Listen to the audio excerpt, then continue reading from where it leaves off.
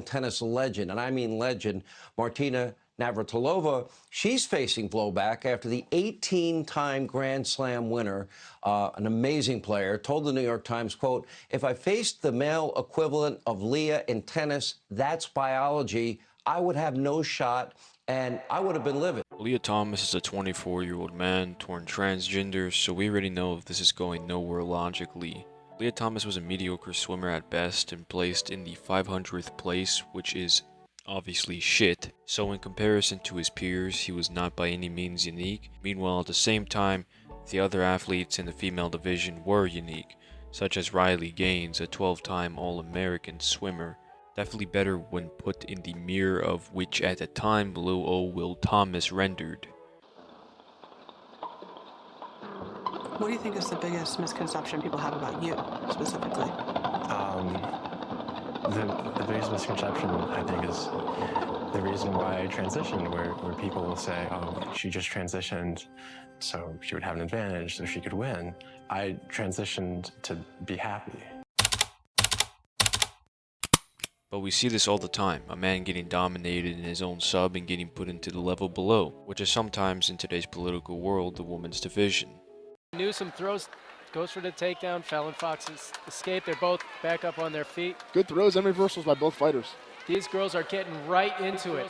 Fox The physiological differences between men and women has always been there. Since the Stone Ages, men have been stronger than women. The people that killed saber-toothed tigers in the Stone Ages were men and not women, because of the obvious differences in strength.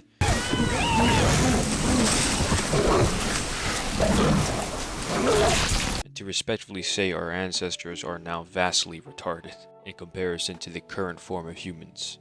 So why is it that certain humans think it's a good idea to let women into men's sports and men into women's sports?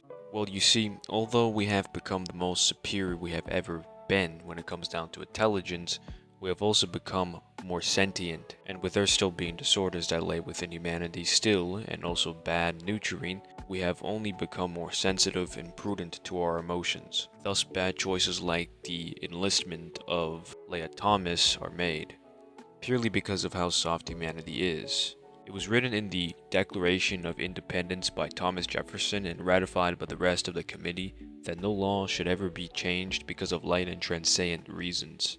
Title IX was a law forged around reason of women to be able to compete in sports.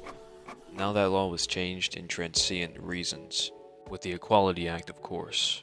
Therefore, logically speaking, if I were to become a woman, can't forget those quotation marks, pal, I would be allowed to compete against people that are 95% weaker than me and have more than a times less mass than I have.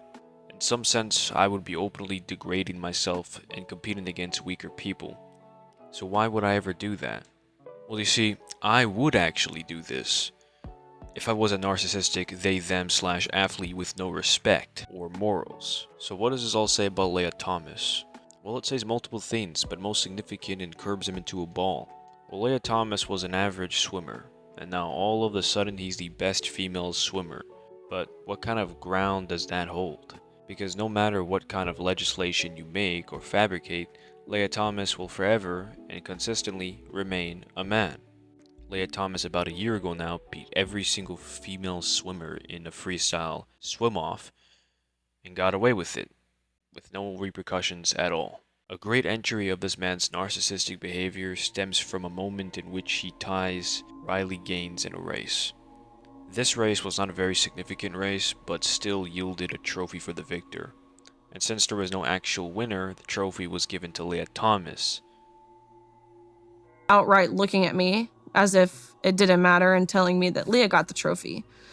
And so I questioned and so him. what was the justification? Yeah, exactly. What the hell's the justification for that decision?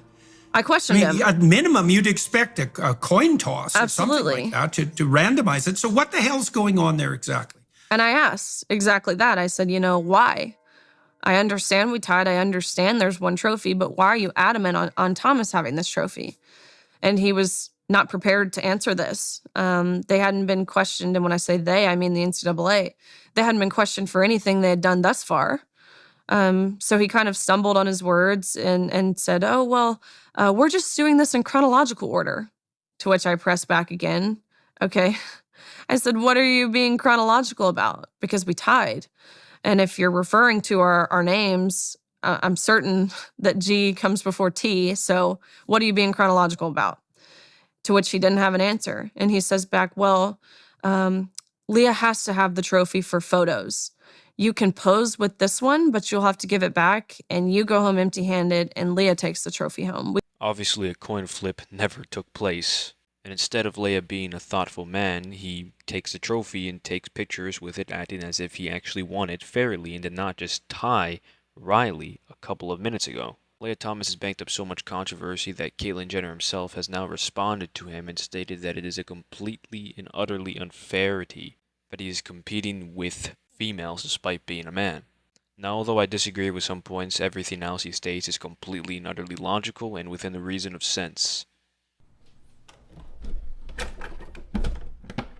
This is from a girl, this is from a girl, now sexy first from my whole, sexy first from my whole. This is from a girl, this is from a girl, now sexy first from my whole, sexy